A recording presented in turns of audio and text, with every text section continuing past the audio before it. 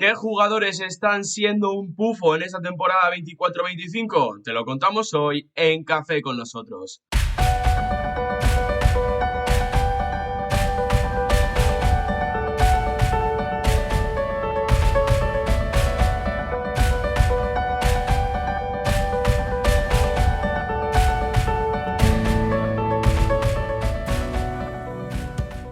Un saludo y bienvenidos a un nuevo vídeo aquí en el canal. Hoy para analizar esos jugadores que nos están decepcionando en esta temporada 24-25. La semana pasada vinimos con esos jugadores que nos habían sorprendido, que estaban dejando un grandísimo rendimiento, y hoy venimos a hacer lo contrario, a hablar de esos jugadores de los que tenemos expectativas y que no las están cumpliendo. Aquí, Jonai, hay que comentar antes de empezar que este vídeo es bastante personal. Es un vídeo que trata bastante las expectativas que podíamos tener, tanto con fichajes como con jugadores, y que nadie se enfade, simplemente pues es un tema de expectativas, algo que nosotros esperábamos y que no se está cumpliendo.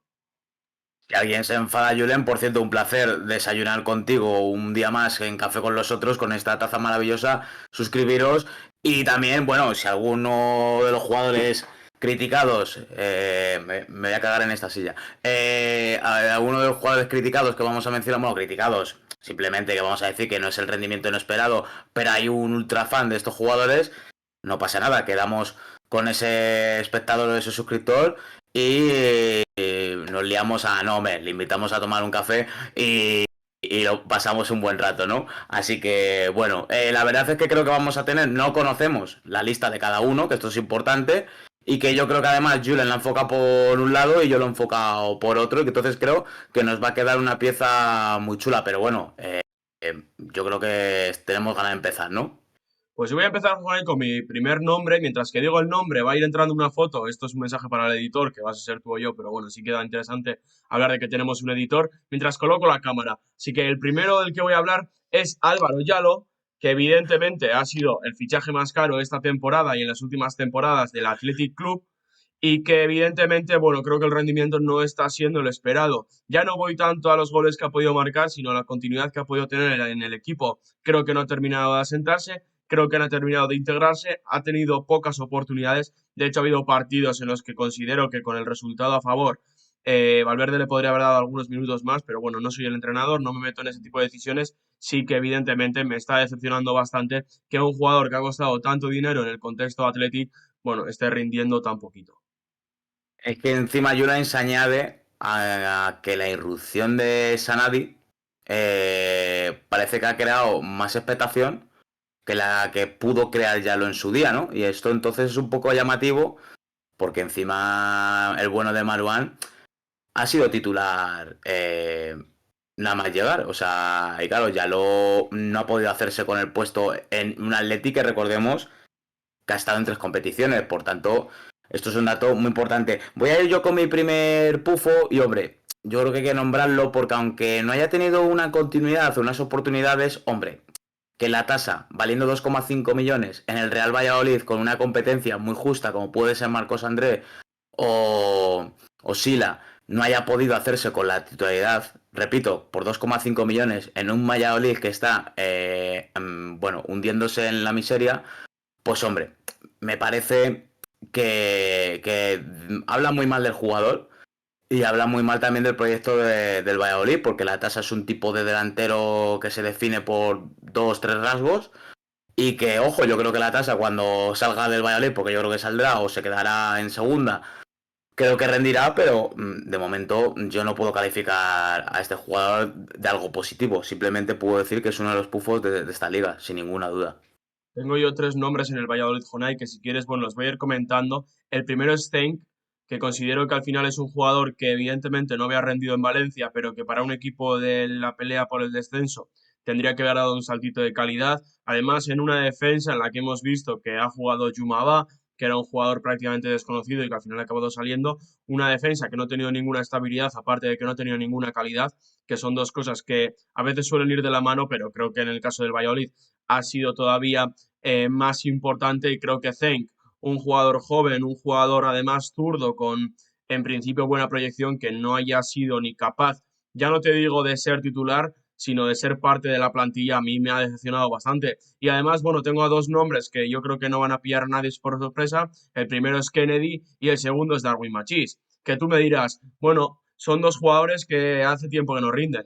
Darwin Machís yo lo he visto mandar al Granada a segunda con un gol en el Leganés, lo he visto rendir en Granada, le he visto hacerlo bastante bien en el Cádiz, pero lo de esta temporada en el Valladolid está siendo algo tétrico y yo ya no sé si realmente es que los jugadores, que también puede ser, no están enchufados, no están al ritmo del equipo o si hay algo extradeportivo que ha llevado a todo esto. Somos conscientes de que el Valladolid les ha querido dar pista a los dos en el mercado de invierno, no lo han conseguido y ya no sé si es que simplemente vamos a rendimiento de jugador o hay algo extradeportivo que está influenciando en todo esto.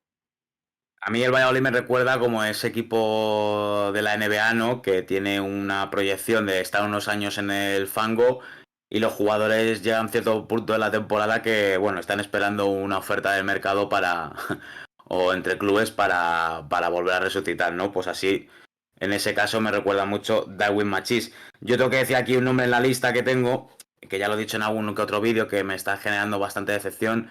A ti creo que también, Julen, y ese es el de Manu Sánchez por el Deportivo Alavés. Es verdad que llegó a través de una cesión, pero con todas las oportunidades del mundo, porque es un puesto que está muy limitado en la plantilla babazorra, no es que no haya podido mejorar a lo que dejó Javi López, es que está muy por debajo de los servicios prestados.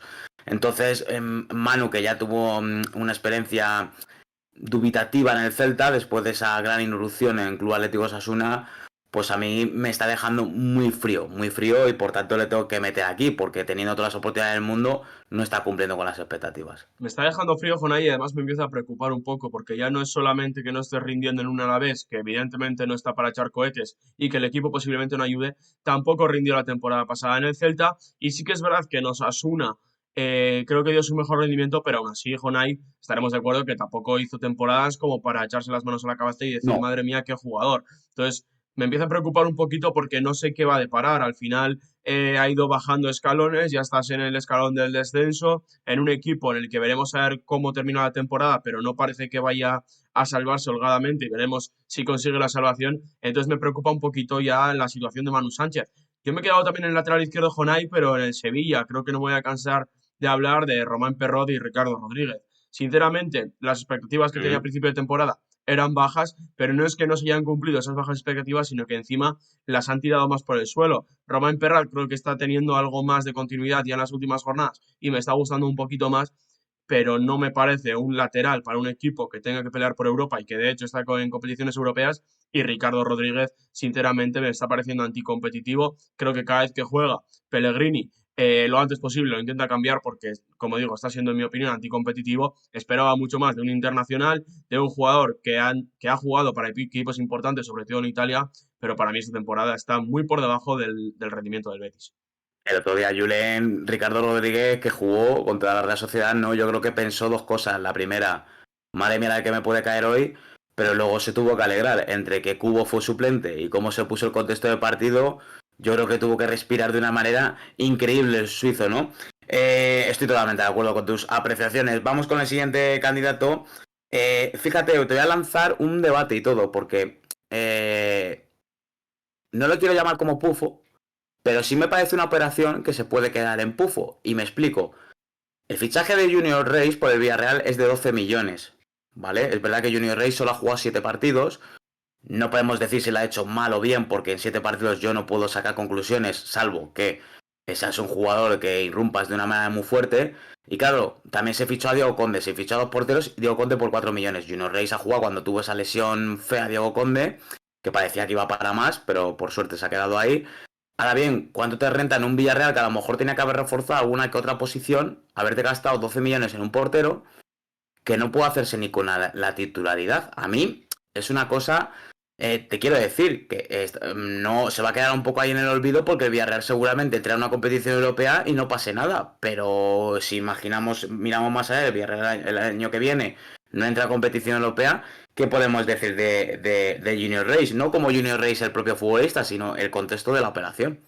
Yo creo que al final no llega a ningún momento para ser suplente, no. Creo que es un poco el caso Willy Cambola. Yo creo que cuando llega Willy Cambola llega para ser titular, pero las cosas muchas veces con ella, sabes que que no salen como uno espera y menos cuando el entrenador es Marcelino, ¿no? Que ya sabemos que es un entrenador de ideas fijas y me jodió bastante el fantasy en aquel día en el que yo pensaba que Diego Conde, bueno, todavía estaba para volver y que Luis Junior, sin haberme entusiasmado en sus partidos, creo que lo estaba haciendo bastante correcto. Pensaba que iba a seguir siendo Luis Junior el titular y llegó Marcelino, me jodió el fantasy y puso a Diego Conde en la misma jornada en la que Augusto Batalla decide parar ese penalti ante el Leganés, dar más de 15 puntos y bueno, era mi portero suplente, ¿vale? Ya ves cómo me está funcionando a mí el fantasy esta temporada. Más allá de las bromas y de estas chorradas, creo que el Villarreal, bueno, la apuesta que hizo por Luis Junior era interesante. Creo que tampoco esperaban que Diego Conde iba a dar ese rendimiento. Entonces, veremos a ver qué es lo que pasa con el Villarreal si entra en competición europea. Creo que, bueno, el hecho de tener más competiciones puede hacer que roten más los porteros, pero a día de hoy podremos decir que el fichaje de Luis Junior en un contexto Villarreal, que te gastas 12 millones en un portero suplente, pues ha sido un pequeño pufo. Te voy a abrir, Jonay, dos melones Venga. importantes de dos equipos grandes y los dos en la misma posición. El primero creo que es impepinable, que es Aurelian Tchouaméni. A mí, sinceramente, Tchouaméni todavía recuerdo cuando era jugador del Mónaco, que jugaba en la sub-21 de Francia, me parecía un cañonazo de jugador. Recordemos que en aquel Mónaco juega por delante de la posición de pivote, algo que creo que en el Real Madrid no se le ha ayudado para nada, pero esta temporada le estamos viendo un jugador que está desconectado de los partidos, un jugador al que no le gusta sufrir y no sabe sufrir y creo que al final el cambio de posición a central creo que le ha podido ayudar porque al final sabe que él es el último, sabe que no hay nadie detrás para sacarle las castañas del juego, pero para mí un jugador por el que has invertido 80 millones y que venía un poquito a sustituir a Casemiro y tal, a mí me está dejando, ya no esta temporada, sino en las últimas temporadas me parece un pufazo gordo. Yo a Tchouaméni no le quería meter porque como ha jugado en una posición que no es la suya la mayor parte de la temporada y tal, no me parecería justo desde mi punto de vista. Es cierto que si ya hablamos de en su posición, es un jugador que no está aportando lo que se esperaba o lo que se había hablado de él. Yo de todas formas, Julen, Tchouaméni, dudo que sea pivote, fíjate, o sea, yo le veo más como un medio centro que un pivote. Para que sea pivote me faltan cosas. Yo no sé si te pasa a ti lo mismo, Es que porque nunca hemos tenido... es Sí, realmente lo que era Jonay, el Tchouaméni del Mónaco, ese Tchouaméni físico que juega por delante del pivote, al final llega para ser el sustituto de Casemiro. ahí está. Creo que primero, defensivamente es un jugador, como digo, que tiene desconexiones y segundo que creo que en ningún momento el Real Madrid, en este caso Ancelotti, le ha pedido ser ese Casemiro, ¿no? Al final Casemiro era un jugador que se salía del medio cuando había que sacar el balón jugado, era Cross el que venía a ese tipo de situaciones. ¿Cuál es el problema? Que creo que ahora no está Cross, que en las últimas jornadas Ceballos está haciendo un poquito esto, Camavinga no está teniendo continuidad y creo que eso al final por momentos está obligando a Tchouaméni ser ese jugador que sea importante en la salida de balón y creo que no tiene esa capacidad. Al final creo que son varias cosas las que se han juntado para el mal rendimiento del francés, pero aún así, como digo, Jonay, 80 millones es mucho dinero y al final creo que hay que exigirle, no te digo ser el nuevo Casemiro, pero sí que exigirle un rendimiento mínimo que creo que no está dando. Y en el otro jugador en esta misma posición que tenía, en este caso del Barça, aunque está cedido en el Girona, es Oriol Romeu. Recordemos aquel Oriol Romeu del Girona que hace una grandísima temporada antes de ir al Barça, lo de esta temporada me está pareciendo tétrico. Creo que no está acompañando el equipo, evidentemente. Creo que la baja de Alex García ha hecho muchísimo daño. Creo que el haber reforzado tanto la plantilla era algo necesario, pero creo que tampoco han terminado de dar con la tecla. Pero lo de Oriol Romeu, que yo creo que cuando llega a Girona todos pensamos en qué buen fichaje que va a dar equilibrio a este equipo, creo que Oriol Romeu no está dando nada a este Girona. De hecho, por momentos, y es feo decirlo, me ha parecido un problema y sinceramente, aunque la situación es diferente, creo que lo de Oriol Romeu también me está pareciendo un pufazo. Lo tenía en mi lista, así que por tanto no puedo estar más de acuerdo contigo. Voy a ir un poco más rápido. Voy a decir dos nombres de dos equipos, o sea, dos de cada, ¿vale? Uno, en el Sevilla voy a decir dos, uno que ya no está, que es Iheanacho, que yo creo que ha sido uno de los pufos más esperados y pronosticados y por tanto no nos vamos a detener mucho. Y yo sí tengo que decir que aunque haya tenido algunas interrupciones por lesión o por sanciones, a mí Saúl Ñíguez me está decepcionando. Porque claro, ¿por qué me está decepcionando? Porque chicos, ya estamos en la jornada 24 para entrar en la 25, en la 25 para entrar en la 26, según cuando veáis este vídeo. Y Saúl todavía no me aporta ese liderazgo que yo esperaba en el Sevilla. Es cierto que lo está intentando, pero yo creo que el Sevilla está resolviendo más los partidos por la tripleta de arriba que por liderazgo futbolístico o la influencia futbolística que puede tener Saúl en el equipo. A lo mejor soy un poco injusto, pero lo tenía que decir. Ahora me das tu opinión. Y en el Getafe, voy a decir dos nombres. Uno es el de Bertug, que creo que el problema que ha habido el Getafe en la delantera, creo que se ha quedado en el olvido. Y otro también tengo que incluir porque jugó y porque no ha conseguido asentarse y le han quitado el puesto jugadores que a lo mejor incluso son un poco inferiores a él, es Peter Federico. Peter Federico ha valido 2,5 millones y en un Getafe lleno de limitaciones no ha podido asentarse. Ya no es que no se haya podido asentarse, es que ya no es ni revulsivo. Por tanto, lo tenía que incluir porque yo creo que podría haber destacado más en este Getafe. Yo de Peter Jonay me ha apuntado el dato, una titularidad en lo que va de temporada.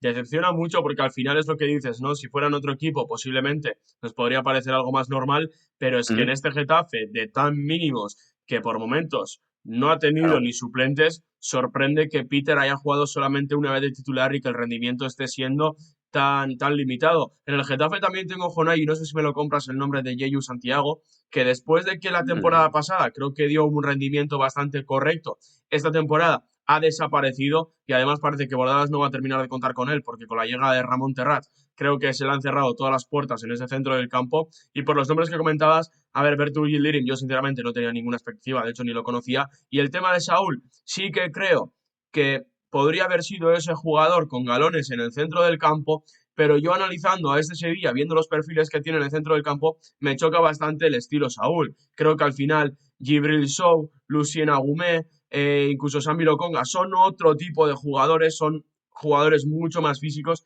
que creo que es en lo que se está construyendo el Sevilla, en ese Dodi Luque Bacchio que es mucho de ir al espacio y buscar su jugada, lo mismo en la banda izquierda, Isaac Romero me parece un jugador muy físico, y ahí al final, pues a mí Saúl, tanto Saúl como Peque, me chirrían un poco porque son jugadores de recibir al pie, de ser diferenciales con balón, entonces no sé si es tanto el rendimiento de Saúl o el propio estilo futbolístico del equipo. Y voy a terminar, Jonay, con un jugador que sinceramente a mí no me ha decepcionado, pero lo tengo que meter porque todavía recuerdo aquel Asier Libre que asciende con el Deportivo Alavés, que marca aquel gol de penalti importante en ¿Mm? el Levante. Después de aquel gol en el Athletic, bueno, en la afición del Athletic, se pide que Villalibre vuelva a ser el delantero titular del Athletic Club. O sea, este fue el nivel de, evidentemente, gente que no había visto ni un partido del Alavés, porque lo de Villalibre, más allá del gol del Levante en segunda división, había sido también bastante limitado. Hace el Alavés una inversión importante en Villalibre, ha marcado un gol en lo que va de temporada, no está aportando prácticamente nada, y considerando que Villalibre me parece una grandísima persona, me parece, bueno, un jugador que creo que, gracias a su forma de ser, es un jugador al que se le valora mucho y se le quiere mucho en el entorno Athletic Sale y también entiendo en el entorno Babazorro, creo que es un jugador que se queda muy cortito para primera, un jugador en el que la vez ha hecho una gran inversión que creo que podría haber hecho en alguna otra posición para no estar en esta situación y para mí así Vía Libre se está quedando muy corto para un equipo que está peleando el descenso y siempre he pensado que es un jugador que en segunda podría rendir pero que para primera se queda bastante cortito. Te tengo que comprar las dos que has dicho. La de Jeju, más que nada te la compro porque si Jen está jugando de pivote cuando Milla o Alan Barry no están, pues la tengo que aceptar. Está claro, es evidente. Y la de Villalibre también te la tengo que comprar porque en un Alavés que no está teniendo mucho gol, excepto Quique García, pero que no entra en esa rotación de delanteros, pues hay que incluirlo, aunque creo que es un tema más de entrenadores, pero que a lo mejor piensan como tú, que es un jugador más, un perfil de segunda división. Y yo ya para acabar mis candidatos te voy a decir tres nombres rápidos.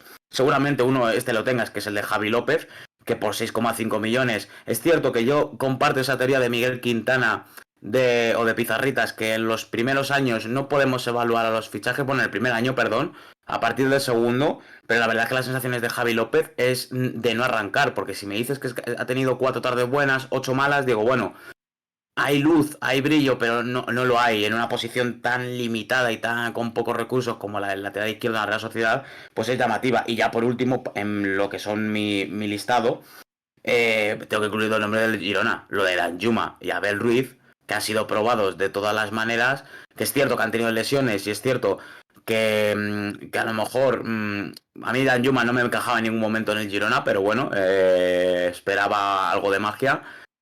Pero yo de Abel Ruiz sí me esperaba más. ¿Por qué me esperaba algo más de Abel Ruiz? Porque le he visto en todas las categorías inferiores de la selección española. Me parece un jugador muy asociativo, me parece un jugador que es verdad que no te va a aportar 20 goles, Lo que creo que para mí ha sido muchas veces el líder de esa selección, incluso ha sido el capitán, es decir, no estoy hablando de tal.